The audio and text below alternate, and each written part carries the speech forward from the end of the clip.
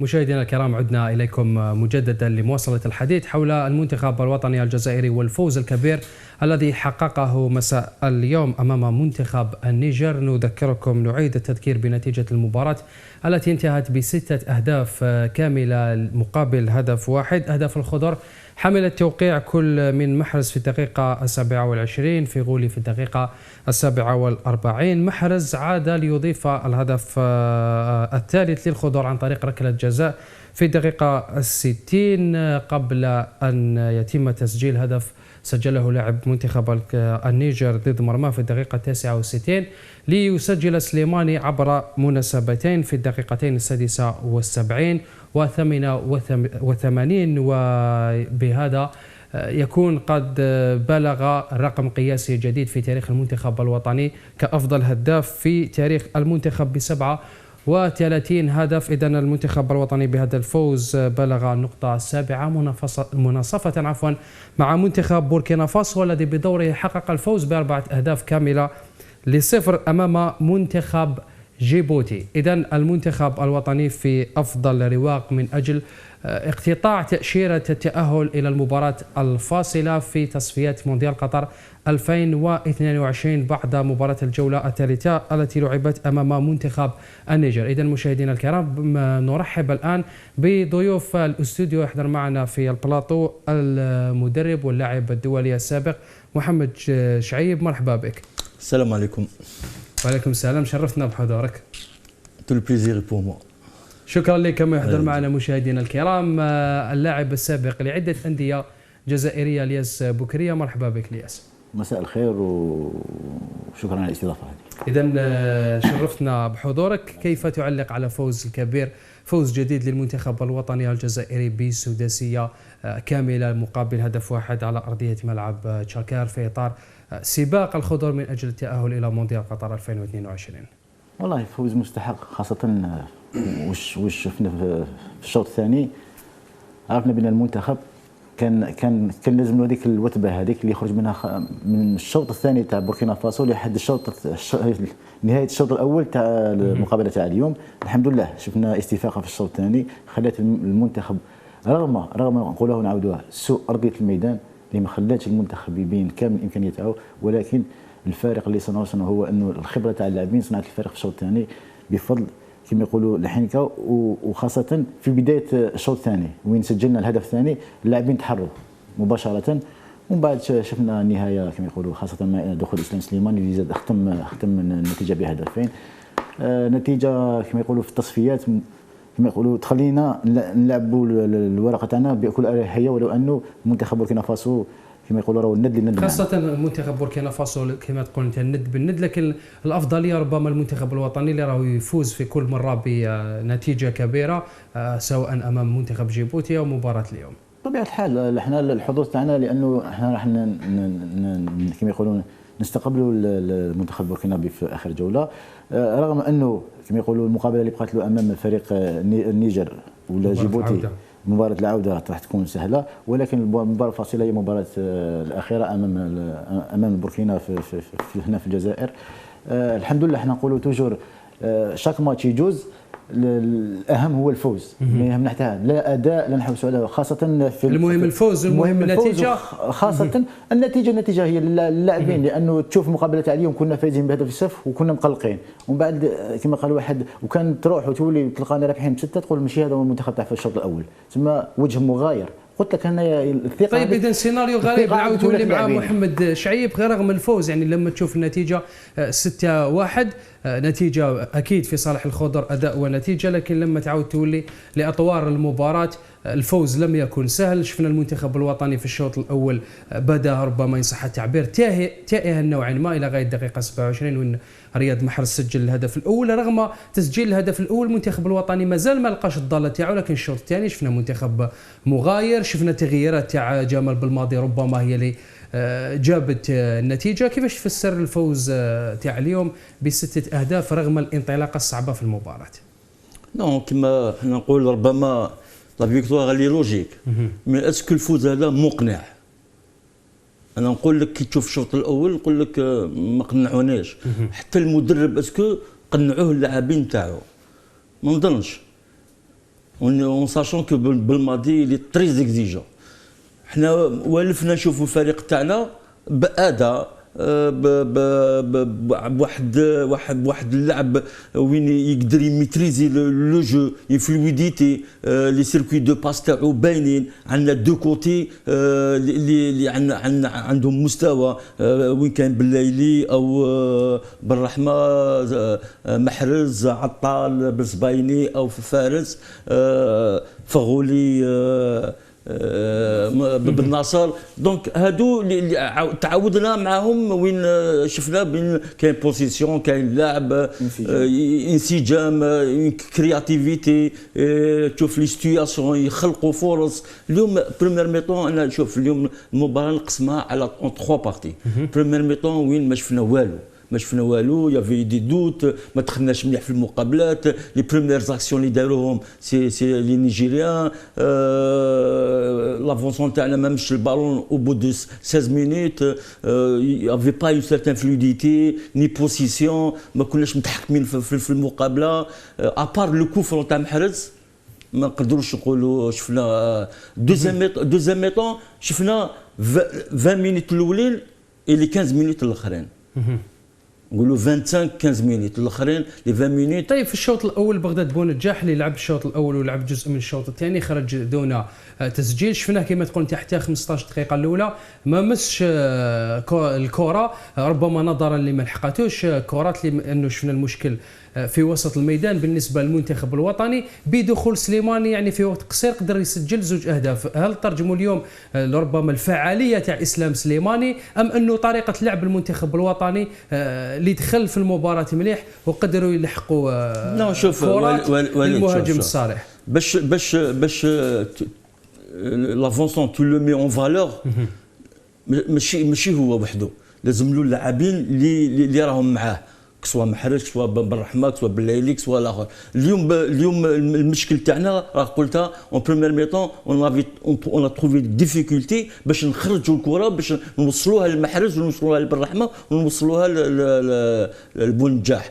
الميليو تاعنا اللي تي با دون الكو. دوزيام ميطون قلت لك 20 مينوت الاولين حاولنا باش نكسبوا الكره، حاولنا باش نمشوا للامام، سجلنا اهداف. بعد الدخول تاع زرقان والدخول تاع عموره والدخول تاع بوداوي شفنا السيركوي باس تاع الفريق، دخول سليماني دخول بالليلي عطاو صادر دفع جديد للفريق خاصه من ناحيه الهجوم. شفنا وين تحكمنا في الكره كانت سهله، يافي بوكو دو ديبلاسمون دو كورس سورتو اون بروفوندور سور لا لارجور. وهذا اللي خلانا باش اون كري دي زوكازيون اون ماركي كومام 5 بيت اون دوزيام ميطون. طيب الياس بالحديث على بغداد بونجاح، تعودنا على بغداد بونجاح في المباريات السابقه للمنتخب الوطني انه يشكل ثنائي مع يوسف بالليلي. هل اليوم ربما تراجع اداء ان صح التعبير تاع بونجاح؟ ربما كانوا خاصين الكره تاع بالليلي اللي دخل في الوقت اللي خرج هو فيه.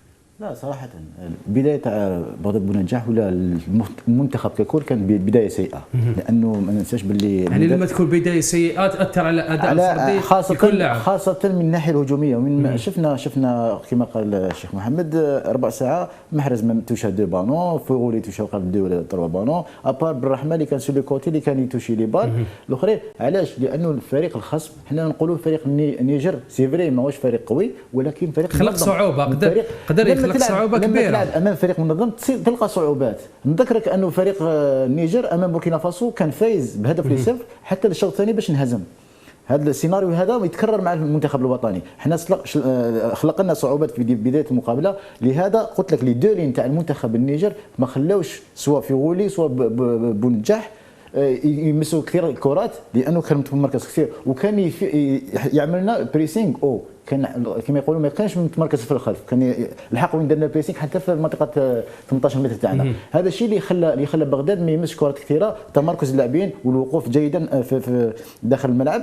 وحاجه واحده اخرى نعرفوا بلي بغداد يلعب بوكو بليس برجليه، صدير في بان كما يقولوا في الرجل، ما عندوش نفس الطريقه مع اسلام سليماني. لا كتقارن بطبيعه الحال كل لاعب عنده خصوصيات، البروفيل تاع شاك جوار يتميز به. هذه من عاده كي كاين مقابلات وين بغداد يتألق لأنه المنافس بالنسبه ليه في طريقه اللعب تاع المنافس خرجت على بغداد، كيما اليوم ما خرجت عليه بارابور الاسلام اللي دخل قاعد في البوكس وين ماركا دو بيت في البوكس، ما خرجش لا اغوش لا ادروات، صدير داخل منطقه العمليات جات لا بال لا ريسي لا انتيسيبي لا بال وضربها الاولى تاع عطال، والدوزيام استنى لا بال من عند صاحبه اللي كان قادر يماركيها ديريكت، استناها من عند صاحبه وماركاها، صدير لو ترافاي دو لافونسون سي لو بوكس.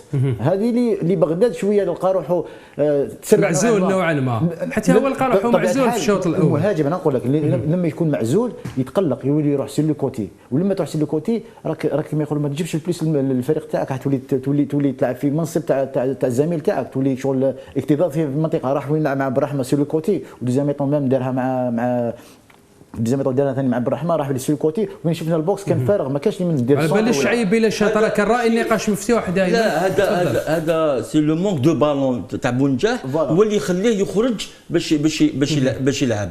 اما كيما سليماني سي ان جوور دو بوكس، ميم حتى لو حتى الوقت اللي دخل فيه سليماني كان المنتخب تحسن. Non, c'est vrai, en deuxième mi-temps, la position كانت مليحه، كنا احنا on maîtrise le jeu، كاين خاصه من ناحيه بوداوي باش تشوف لو كاتريام بيت كيفاش ماركاوه، تو الموند توشي لو بالون. طيب انت شعيبك تكلم بزاف على ربما تشوف الفضل في فوز المنتخب الوطني هو كوتشيك تاع بالماضي، هما اللاعبين اللي دخلوا في الشوط الثاني. هل اليوم يتساءل سائل علاش بالماضي ما دخلش بهاد اللاعبين منذ بدايه المباراه، خاصه انه التشكيله تاع اليوم الاساسيه اللي دخلت كانت فيها تغييرات كثيره نوعا ما. يي بو با برون دو ريسك هكذاك، سي دي جوور اللي هذا حدث على المصابين. نو على قلت لي علاش ما تخش بهذه التشكيله تاع 15 مينوت الاخرين. بالماضي بو با برون دي ريسك افيك عمورا ولا في اول مشاركه اكزاكتومون بوداوي، حتى لو بوداوي عنده مده طويله هو معهم ملاكان سليماني زرقان ولا ما يقدرش يغامر ويدخل هذا. سي بور سا كو ابري 4-0 دخل عمورة، دخل زرقان، دخل بوداوي، بالليلي، فهمت. هادو اللي ربما سي دي جوار دو بالون يعرفوا يلعبوا البالون، وهذا اللي كسبنا الكره ومشينا للامام وخلينا بزلنا سجلنا اهداف. اما سليماني اللي نحيوه ونباركوا له على ولازم نفتحوا قوس عليه. لا نباركوا له ونقولوا له بسم الله ما شاء الله، بسم الله ما شاء الله، وفيليسيتاسيون. راه احسن ابري 20 طون لما نعرف هذا صدير بالتصفاوت هو احسن هداف. نقول هذا اللي خلى باش النتيجه ولات ب 6-1. لو شونجمون دار لا ديفيرونس مع لافر. طيب سبقتني بالحديث على اسلام سليماني، الياس بكريه. اليوم اسلام يستاهل انه بلاطوهات وحديث كبير على هذا اللاعب اللي قدر يحطم رقم قياسي جديد بعد سنوات من رقم عبد الحفيظ تصفاوت. 37 مباراة مع المنتخب الوطني ماشي سهل يعني. اسلام سليماني المشوار تاعو يعني كان دائما في بعض الاحيان يكون مليح مع الانديه، بعض الاحيان لا، لكن رغم هذا تابر هذا اللاعب وقدر يلحق مع المنتخب الوطني انه يسجل اليوم هدفين تخليه يفوت رقم تصفاوت. طبيعة الحال ومستواه ثابت مع المنتخب. من لما نتحدثوا على النوادي مع المنتخب دائما يكون حاضر، حتى ولو ما يسجلش وتصيبوا كما يقولوا يكرافاشي، على الاقل يقلق الدفاع. حتى الانتقادات اللي كان يتلقاها كانت تزيد عزيمه. شوف كما قالها هو بصريح العباره، قال لك ان شاء الله الشباب تاع دوكا لازم يكون كما يقولوا يكون عنده هذيك العزيمه، يكون عنده ذاك الروح والطموح، ما تخليش اي حاجه توشيك ولا يعني نقدروا نديروا سليماني اليوم راهو قدوه لكل لاعب شاب يعني. طبيعه الحال ربي سبحانه هو يدير لك الطريق ويقول لك انت تسب برك تدير تطيح وتنوض، ماهيش عيب. واحد الراجل يطيح وينوض يساكريفي يسمع، هادو امور تلقاهم في كره القدم، حتى لاعبين كبار وصراو لهم ماشي حتى اسلام ولا.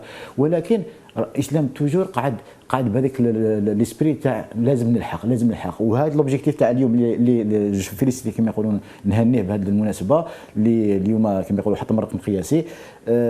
هذا الحاجه سي اوبجيكتيف مليح للمنتخب، كانت له حافز انه يسجل ومليح ليه مع النادي تاعو بكل كما يقولوا بكل الصفات، خاصه اللي هو خير المشروع الرياضي على عكس يعني كان قادر بسهوله يلعب في الدوريات الخليجيه يفضل الاموال على اسلام عنده تفكير احترافي. انا قلت لك قبيله القدوه يكون قدوه للشباب، لازم تكون ما تكونش ديفو ما تغركش الدنيا، باسكو هذه الامور اللي تخدم عليهم انت، الامور تقدر ربي يعطيهم لك في حاجه واحده اخرى.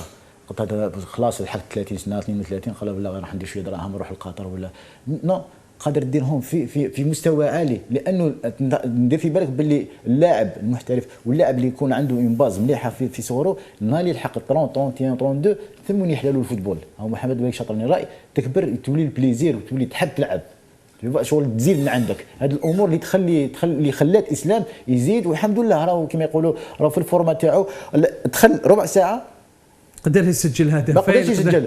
شوف حقق المبتغى تاعو، كما قال واحد دار لا فينيسيون اون بوتي، كما قال واحد 6 اهداف. من ثلاث فرص ثانيه يسجل هدف. خلى الناس اليوم تقول بانه اسلام هداف المنتخب الوطني لكل الاوقات.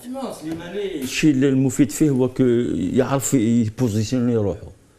اشاك فوا كاين اتاك ولا ان كونتر ولا تلقاه في الوقت المناسب. انا لعب معايا محمد، لعب معايا في شباب الوزداد 3 سنوات، والله كان هو كان انا داك في شباب الوزداد اسمح لي كان بزاف انتقادات سليماني ما يعرفش يلعب غير براسه، وهو تكلم يعني مؤخرا. شوف هذه الامور طبيعه الحال تكون وكاينه وعمرها ما تنحل. الجمهور يحب اللاعب اللي يكون يلعب مليح برجليه وبراسه، واسلام كان يلعب مليح براسه، وكان عنده لو سون هذاك تاع لي بيوت فوالا، كان يشم الاهداف، صدير البوزيسيون. انا كان يلعب كان يقول لي سونطري لي من السونتر معليش تالمو كونفيون بروحه في السماء بارابول لرجليه. مي لا بروغريسي كي راح كما يقولوا خارج الوطن، لا بروغريسي ما قعدش هكذاك السنه غير براسه ولا.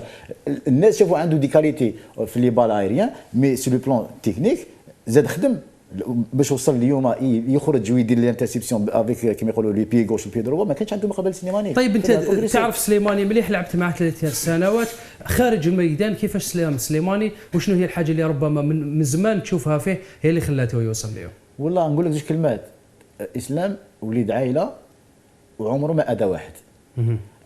كنا نحضروا احنا صراحه، احنا اللاعبين يصراونا امور، نهار اللي تخسر مقابله تسمع تحمل كذا من شغل تولي كانك شغل ما انت هو انذل الناس. نهار اللي تخسر قدام الناس ما تخليلكش. اسلام الوحيد اللي كان يحمل الشتائم وما يرجعش الهضره. والله كنا نشاهدوا له، غنشوفوه بعينينا، غير يلحقوا باش يقولوا له كلام واحد ما يحملوا. اسلام كان يسكت، والله ما يرجع الهضره، كان يخدم ويجي يونطريني ويسكت ويدخل اون بلاص وما يهدرش ما يريكلاميش كما يقولوا. رغم كل هذا الحق وين كان حق اسلام. لما مشى مسيابي كنت توقع يوصل؟ اسمح لي فقط. والله بالك المجموعه اللي كانت عندنا ربيح عمور مكحوت، كانت مجموعه لاعبين والله كان معنا، كنا نقولوا باللي يقدر يدير كارير باسكو المونطاليتي تاع اسلام سي كما يقولوا خارق العاده. اسلام من جور اللي نالي تنتقدوا يزيد. الحمد لله النتيجه راهي قدامنا. ينتقدوا يزيد، هذه النتيجه حتى مع المنتخب تفضل شعيب تفضل. لا باش نزيد على اسلام سليماني، صادر كو الشيء المليح فيه والمفيد هو يعرف منين جا، عمره ما نسى منين جا، فهمت؟ والشيء اللي خلاه هو سي با ان طالون، مش موهبه كبيره، هو خدم روحه، يسي كونستروي باش بالعمل. ظن باللي البطوله اللي لعب فيها سجل، مش سجل هدف ولا 2 ولا 3. راح لفرنسا سجل الاهداف، اليوم راح لفرنسا سجل الاهداف، راح في الدوري الانجليزي، راح البرتغال سجل الاهداف، في الجزائر هنا سجل الاهداف، راح للانجليز سجل الاهداف. دونك هذه عنده لو سونس دو بيت، وزيد خدم بزاف، خدم يسي كونستروي. هذا اللي خلاه باش اليوم يحطم الرقم القياسي و سي لوجيك بور موا، سي لوجيك. تعب على هذاك الشيء، اشاك فوا يامن بالقدرات تاعو. كل توفيق للاعب المنتخب الوطني اسلام سليماني مع الخضر او مع فريقه. مشاهدينا الكرام، فاصل اشهاري قصير ثم نواصل النقاش، ابقوا معنا.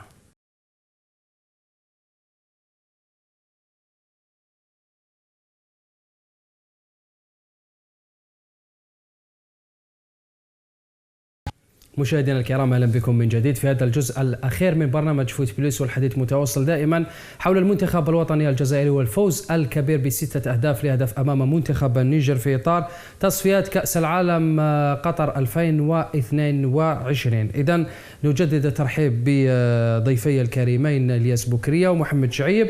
شعيب، تحدثنا كثيرا عن سليماني، لو نتحدث ايضا عن رياض محرز الذي سجل هدف عالمي عن طريق مخالفه مباشره ليست بالجديدة على رياض محرز قبل نهاية المباراة أضاف هدف ثاني، وربما لولا لقطة الهدف اللي سجله الهدف النيجيري الهدف الرابع نقدر نقول رياض محرز قطعة اللي دائما تقدم الإضافة في المنتخب الوطني. سي لا فورس دو فراب تاع الفريق الوطني. كنت نتكلم مع الاول قلت لك احنا عندنا دو كوتي اكستراوردينير. كي تشوف بالليلي ومحرز avec les appuis et les soutiens تاع بن صبايني تاع الطال و les deux milieux تاعنا بن ناصر وفغولي او بوداوي اللي يكونوا طول طون دون لي سيركوي دو باس تاع الفريق.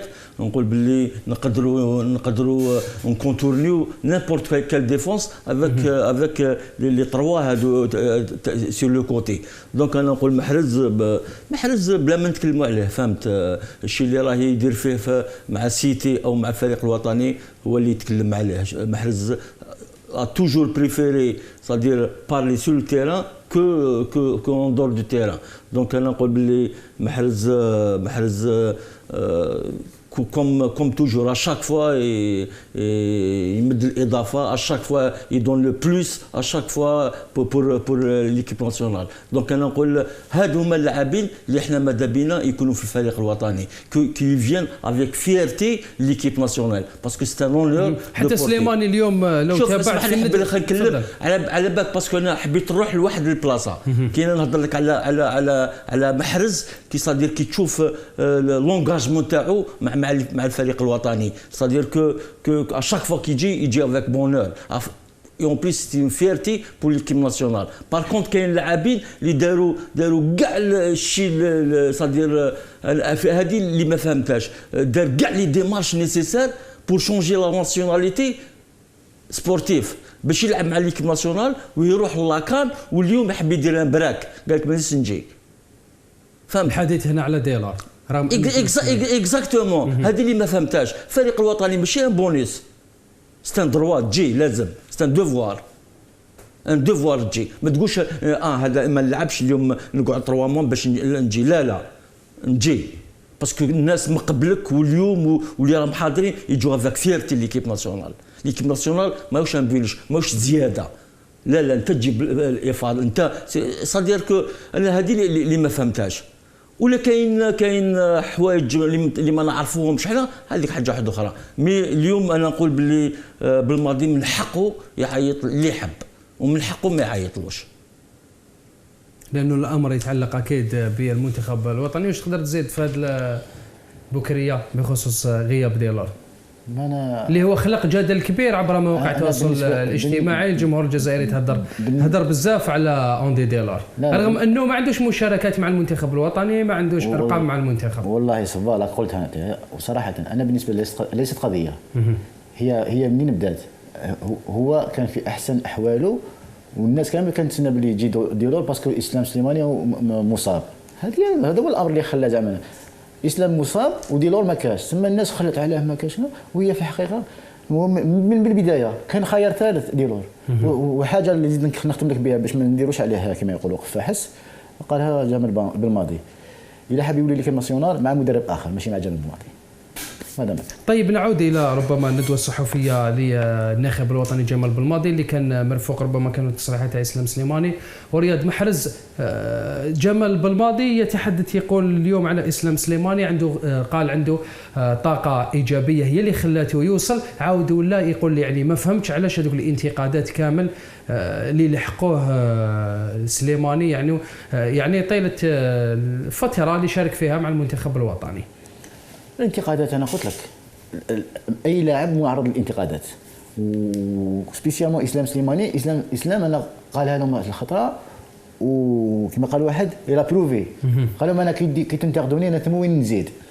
صدير السلاح تاعو هذا هو، وعلى بالو باللي ماهوش بير كيما يقولوا بير كاليتي ولا كرون جوار ولا اسلام جوار ترافايور كما يقولوا يحب يخدم وينجح. تشوف التصريحات تاعو اليوم بعد المباراه مباشره بعد تحطيم الرقم القياسي يقول لازم نطويو هذه الصفحه ونخموا اليوم في التاهل الى المونديال. ولا قلتها ماهوش دايرها زعما حاجه ولا اوبجيكتيف ولا خلاص، هو كما ويحترم كاع اللاعبين اللي يسجلوا المنتخب الوطني، ماهوش زعما باش يحاول يلحق مع احسن من تصفاوت ولا، هو يهمه المنتخب الوطني، هو التاريخ يقعد مسجل. اسلام على كاع واش مر عليه كما قالوا واش صرالو وكذا، والحق وين راهو بيتور تاع ليكيب ناسيونال تو لي طون ومازال يمد في اللاج اللي راهو فيه، والحمد لله انا فرحتوا في حاجه سيكو قاعد في الهو نيفو ما خرجش منه لا. حتى محرز القائد اليوم شعيب تقدم برساله ربما للجمهور الجزائري، ربما الاعلاميين، ربما لكم كلاعبين سابقين كمدربين، يقول اليوم المنتخب الوطني يستحق الدعم ولا داعي للانتقادات ربما على طريقه لعب المنتخب الوطني في بعض المباريات. نحب نشوف كاين انتقادات وانتقادات، فهمت؟ دوك الانتقادات تاع ابخي ان ماتش وين تحاليل تاع مقابله شيء، وانتقادات بور فير بليزير اكس ولا اي ايكغيك ولا باش تضرب الناس هذاك لا يجوز، فهمت؟ اليوم انت عندك مقابله راك تحلل في مقابله ما لعبوش مليح ما تقدرش تقول لعبوا مليح، هكذاك تولي ما تعرفش يسمى تحلل. انت الناس يشوفوا ما لعبوش مليح وانت تقول لعبوا مليح. نو كاين انتقادات وين الناس تهدر تقطع تحب دير مشاكل تحب دير لا بوليميك، هذيك حاجه واحده اخرى. في المقابل تتوقع باللي محرز يتحدث عن الاشخاص اللي عندهم انتقادات موجهه. اكزاكتومون فوالا. انا نظن باللي حتى هما كلاعبين ولا كمدرب كبالماضي يعرف باللي كاين دي زاناليز افير ابري لو ماتش، هادي سا سباس بارتو دون لو موند، ابري شاك ماتش كاين دي زاناليز افير ملاح ولا ماشي ملاح. اما المنتخب كيكون في صدير اون ستاج ولا اون فيوز ما مشي نلعبوا والناس تهضر عليه والناس تهضر على ما عيطش هذا، علاش ما لعبش هذا، هاهم اللي كاين انتقادات هنا، علاش ما عيطش لفلان، علاش ما يلعبش هذا، علاش داروا ستاج هنايا، علاش ما داروش هنا سي يعني المنتخب اللي تشوفه يربح ب6 أهداف لا داعي للانتقاد ربما بالماضي عن بعض الخيارات. هنا اكزاكتومون فوالا، هنا ما يهمكش تايا، كاين ان سول كي في لو شوا سي لونترينور هو اللي مسؤول على هذا الشيء. تتمد اونيدي ربما ما تقدرش تقول على ما عيطش فلان، على ما لعبش فلان، علاش ما يديروش ستاج هنايا، علاش ما يروحوا ما يلعبوش هنايا. دونك هذا هو. اما تحليل تاع مقابله دي زاناليز افير ابري جوست ابري ان ماتش، هذاك كل واحد كيفاش يشوف المقابله وكل واحد بالمستوى تاعو وكل واحد عنده النظره تاعو. طيب لنعود الى الامور التقنيه التي تخص مباراه اليوم والنتيجه المحققه والاداء ربما اللي كان ماشي في المستوى اللي عهدناه في الشوط الاول، هل اليوم نقدروا نتكلموا على زوج امور اللي هي التحكيم في مباراه اليوم وارضيه الميدان الياس بوكريه؟ سي سيور حاجه باينه. شوف اي منتخب نبداو بارضيه الميدان اللي ما بانت اليوم انا التحكيم افريقي صعبت التحكيم اين نحكموا هذا. انا نهضر على التحكيم شوف تحكيم ما دام ما عندناش الفار نقعدوا احنا توجور هكذا ما نهضروش على الامور يسرى ولا طاط قدامنا، نهضروا على ارضيه الميدان. احنا بوكو بليس باسكو احنا اللي استقبلنا وهذا الملعب تاع المنتخب الوطني بطل اللي كان في وقت سابق الارضيه كانت من احسن الارضيات في الجزائر. بطل افريقيا من نو امبوسيبل كما قال واحد نو ليل ونهار نخدموه تيران ليل ونهار باش تخدموا تيران شباب ماهيش سهله. انا نزيد نقول لك باش براتيكي بو فوتبول ماشي في تيران كيما هذا صدقني. احنا في لاتيري يبان لنا هكذا الو لا تكون لداخل اوروزمون كما يقولوا شمخوه باش البالون ما ديرش له. نقدروا نقولوا ارضيه الميدان تاثر على الجانبين، لكن خاصه المنتخب الوطني اللي عنده طريقه اللعب يعتمد على الكرات القصيره. احنا ماناش نلعبوا في النيجر، احنا نلعبوا في بلادنا، احنا اللي ندومينيو، احنا اللي نميتريزيو الماتش. صدير لازم احنا لا كما يقولوا احنا اللي نصنعوا الاحتفاظ بالكره وصناعه اللعب والفرص وطريقه اللعب تاعنا تعتمد على الكرات القصيره. اللعب القصير هذاك احنا من كما يقولوا من الاولويات تاعنا محتاولين احنا باس ما نقدروش نديروها. الا لو ماركيت في الديبي تاع الماتش الا فيها باس كما يقولوا دارت الروبون راحت له اوروزمون ما دخلتش.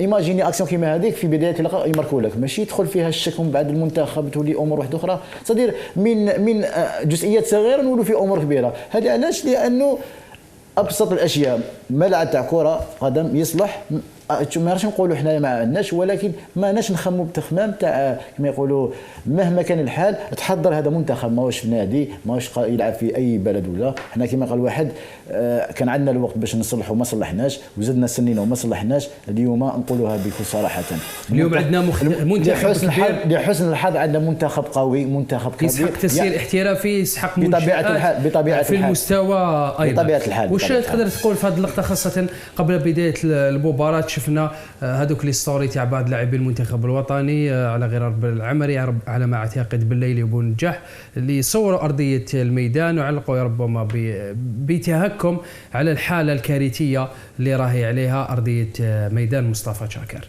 اول شيء نقول باللي لي دو جوار اللي داروا هذاك ستوري هذاك ils sont pas dans leur rôle. هذا ماشي مهمتهم. هما يس بريبار بور لو ماتش، يس كونسونتر بور لو ماتش. ومع دايا كاين عندهم مسؤولين، كاين ناس اللي يشغلوا بارضيه الملعب. نولي على لا بيلوز، حنا عندنا اون ايكيب جواز اللي تحب تلعب بالكره، فهمت؟ ولازم لها ارضيه تكون صالحه، ما كاش لو روبون بزاف. اليوم انا شفت حاجه وين عمري ما شفتها، محرز يغاط ان كونترول. عمري ما شفت انا محرز في لابريز دو بال تاعو تكون ماشي مليحه. هذا تولي لارضيه الميدان اكزاكتومون. قبل ما يجي دار ان روبون راح له البالون. دونك انا نقول هنا بالكونت كي تكون دافع الارضيه ما تهمكش فيها مليحه ولا ماشي مليحه، بس انت راك تدافع ماكش راح تبني ولا فهمت. دونك انا نقول باللي لا بيلوز عرقلت المنتخب، عرقلت. لا ماشي غير عرقت، سي ان اتو بو فير صدر ان بون ماتش. لازم لك تكون باش تلعب مليح الكره لازم لك ارضيه مليحه. بطبيعه الحال. طيب حتى مدرب منتخب النيجر جون ميشيل كافالي اللي هو ربما يعرف جيدا الجزائر، عمل هنا يعرف المنتخب الوطني الجزائري، في تصريحاته كما تابعنا منذ قليل كافالي يقول انه لاعب المنتخب تاعي ما تعرفتش عليه في الشوط الثاني. يقول اخطاء دفاعيه ولا اخطاء تاع اللاعبين تاعو هي اللي خلت المنتخب الوطني يفوز وليس سيطره الخضر اللي خلقت النتيجه. بطبيعه الحال التبريرات حتكون لانه انهزم ب6 مقابل 1. ما عرفش المنتخب تاعو في الشوط الثاني، ولكن هو اللي كان في الشوط الاول هو اللي كان في الشوط الثاني منتخب واحد يعني. ولكن كما يقولوا المعطيات والفلسفه تاع المنتخب الجزائري في الشوط الثاني بالماضي شاف المنتخب النيجر باللي قاعد اون بلوك، صدير غلق اللاكس تاع التيران وخلى مخلي لي كولوار. حنا داير لي بيت كيفاش تماركاو سير دي زيرور تاع المنتخب تاع النيجر. وين جاو سير لو كوتي، شفنا وين واسمو عطار سير الكوتي مد الاسلام، بلايلي دو ريبريز، بالرحمه ثاني دو ريبريز. صدير لا فورس تاعنا فيزيك سونطري. حنا لقينا منتخب واقف مليح باش تكسر هذا المنتخب، باش تتوغل، باش سير لي كوتي. حنا كانت القوه تاعنا سير لي كوتي، سواء مع محرز وعطار على الجهه اليمنى، ولا كان بن سبعيني ولا فارس اليوم مع بلايلي وبالرحمه. هذوما لي بوين فور، حنا نلعبوا توجور على لي بوين فور تاعنا. نو شوف، انا حبيت برك نرد على التدخل تاع الوطني الخصم، ونقول لك باللي ربما المستوى تاعنا تاع الشوط الاول هو اللي خلى ربما النيجيريا يكونوا ملاح. ما تنساش ايضا شعيب انه كافالي يقدر يلعب على الجانب النفسي، خاصه انه تصريحات اليوم جات 3 ايام قبل مباراه العوده لا حتكون في النيجر ويعرف العقليه الجزائريه. ما يهمش ماشي اللي قالوا. انا نقول باللي لا شاف الفريق تاعو في المستوى، باسكو حنا اللي عطيناهم فرصه باش يكونوا في المستوى. طيب اليوم شفت اليوم شعيب مي شفنا لقطات وين شفنا الضعف تاع في الفريق تاعو. معليش اليوم شفت المنتخب الوطني، خليني نكمل. كي شفنا اللقطه تاع الهدف الخامس وين الفريق تاعنا مس كاع الكره، وين كانت ضربه في الكره، كانت الخفه، كانت السرعه، كانت ضربه في الكره، ودخلنا بالبيت تاع سليماني دوزيام بيت وين دخلنا بها. دونك مثلا المهم واش تقلبه هو قبل الماتش روتور في النيجر. شوف تو لي ماتش سون ديفيسيل، سا فا شونجي لا فيزيونومي تاع الماتش تاع اليوم وتاع الروتور صافا ديفيسيل. علاش لكن اليوم زدنا تعرفنا على المنتخب الوطني مع النيجر. كيفاش توقع مباراه العوده شعيب؟ كيفاش توقع؟ انا نقول لك صافا ديفيسيل. لا لعبنا كيما الشوط الاول وهما كيما كانوا كيما قلت لك هما صافا ديفيسيل. الارضيه راح تكون واعره، لا تمبيراتور راح تكون سخانه، راح يكون الغاشي، راح تكون لا بريسيون علينا. دونك ما نكونوش حنايا دخلنا بهذيك التركيز 100%، افوار اون كاباسيتي دو كونسونطراسيون ا اون نيفو، سينون راح يصير ندموا عليها. صار ديفيسيل. كيفاش تشوف مباراه العوده بعد 3 ايام من اليوم؟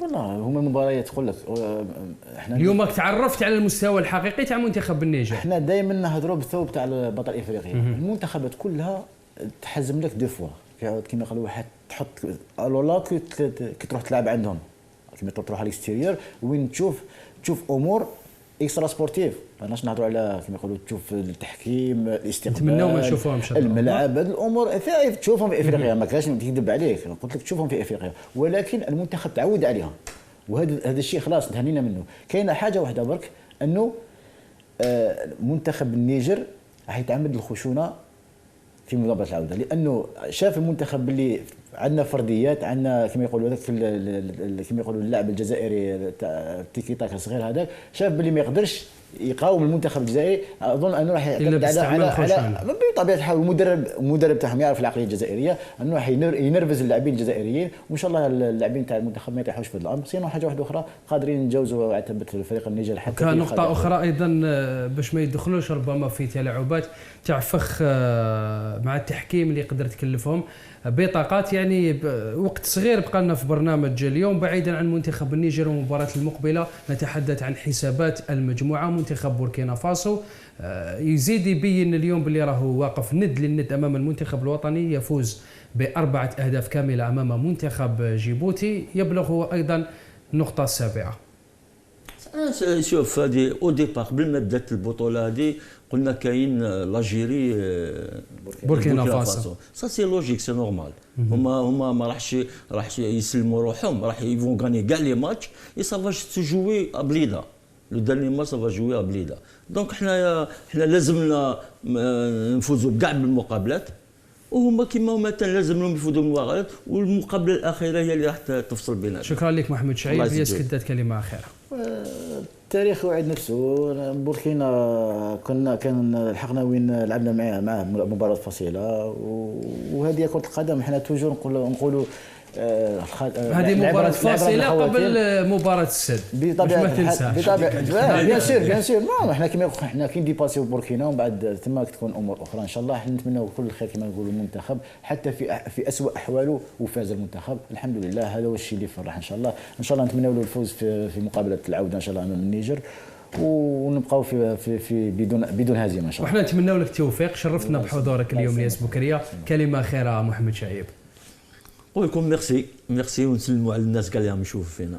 يا خويا يعطيك الصحة، شكرا على حضورك. مشاهدينا الكرام نتقدم أيضا بالشكر الجزيل إلى كل الطاقم الصحفي والتقني اللي عمل معنا اليوم، والد رئيسي المشرف على الحصة محمد أمين فغير المتواجد بملعب مصطفى شكار بالبوليدة، خاصة صحفيي الموقع دون ذكر الأسماء أو على رأسهم عبد الرحمن بالعالية اللي راهو سهران معنا اليوم، المخرج وبقية الزملاء. متابعة طيبة لبقية البرامج على قناة البلاد. ليلة سعيدة، إلى اللقاء.